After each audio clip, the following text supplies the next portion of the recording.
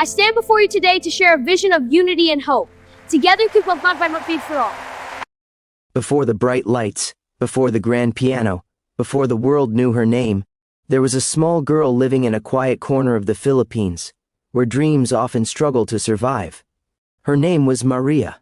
She lived in a tiny wooden house built from mismatched planks, rusted nails, and hope. When the rain came, it didn't knock. It entered freely, dripping through cracks in the roof and collecting in plastic bowls placed carefully across the floor.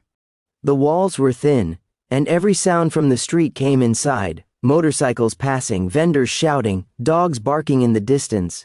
But none of that mattered to Maria, because inside her heart there was only one sound: music. Every morning Maria woke before the sun, not because she wanted to, but because her body had learned to move with discipline. Her mother would already be awake, preparing rice over a small stove. Her father, exhausted from long hours of construction work, slept on a thin mat beside the door. Maria moved quietly so she wouldn't wake him. There was no piano in the house. There never had been. Instead, Maria practiced on a table. She imagined the keys, white, black, smooth, cold. Her fingers moved gently over the rough wood, pressing down invisible notes. Each tap represented a sound only she could hear. To anyone watching, it might have looked like a child playing pretend. But to Maria, this was serious.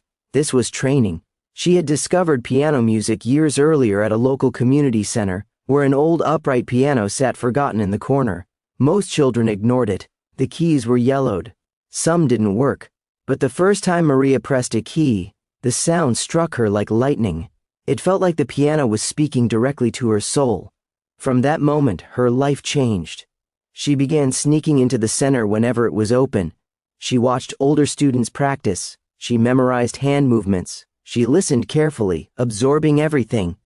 When she wasn't allowed inside, she listened from outside the window, her ear pressed against the glass.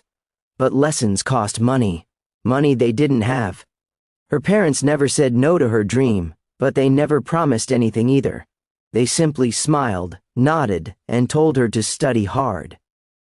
They didn't want to break her heart by admitting the truth. Survival came first. Maria went to school barefoot most days. Her uniform was clean but old, worn thin at the knees. She carried notebooks with missing pages and a pencil sharpened down to almost nothing. Still, she was always smiling. Teachers noticed something different about her. She wasn't loud. She wasn't the best student, but she had focus and intensity far beyond her age. When other kids played during breaks, Maria sat alone, drawing piano keys in the dirt with a stick. At night, when the house fell quiet, Maria lay awake listening to the sounds of the neighborhood. Somewhere far away, a radio played softly. Sometimes she heard music drifting through the air, love songs, ballads, old melodies. She imagined herself playing them, her fingers dancing effortlessly across a grand piano on a beautiful stage. But then reality returned. Her hands were small, rough, sometimes bruised from helping her mother wash clothes for neighbors to earn extra money, sometimes sore from carrying water buckets. Still, she practiced, every single day. She practiced on silence, on imagination, on faith. One evening after a long day of work, her father sat beside her as she tapped the table with careful precision. He watched quietly for a long time before speaking. "You really love music," he said. Maria nodded. More than anything, he didn't respond. He simply placed his rough, calloused hand over hers and smiled gently. That smile told her everything. He couldn't give her a piano, but he believed in her. That belief became her strength. Weeks passed, months passed, years passed. Then one day, a poster appeared in the community center. "America's Got Talent. Auditions open." Most people laughed when they saw it. America was far away. AGT was for rich kids, trained kids, lucky kids, not for a poor Filipino girl with no piano. But Maria didn't laugh. She stared at the poster as if it were calling her name. That night, she told her parents about it. Her voice trembled, not with fear, but with hope. Her mother's eyes filled with tears, not because she didn't believe, but because she knew how painful dreams could be. Her father remained silent for a long time. Finally, he said, "If this is your dream, we will try." The doors behind the stage closed softly, but the sound echoed inside Maria's chest like thunder. This was it. The America's Got Talent stage waited on the other side. Bright, enormous, terrifying.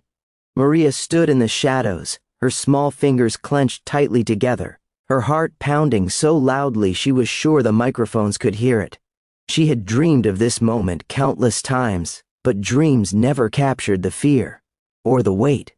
A stage manager knelt in front of her and smiled gently. "You're on next," she said. Maria nodded, unable to speak. She took one final breath and whispered a prayer, not for victory, not for fame, but for strength. Strength to play the way she always did when no one was watching. Strength to let the music speak when words could not. Then the lights shifted. "Please welcome our next contestant." The curtains opened. A wave of blinding light washed over her as she stepped forward. The theater felt endless. Rows upon rows of faces disappeared into darkness, broken only by small glowing screens and scattered murmurs. Somewhere in that crowd sat people who had never heard of her country, her struggles, or her story. At the judges' table, Simon Cowell leaned back in his chair, arms crossed. His expression was neutral, almost bored. He had seen thousands of pianists, many of them trained, many of them confident, most of them forgettable. Maria approached the piano.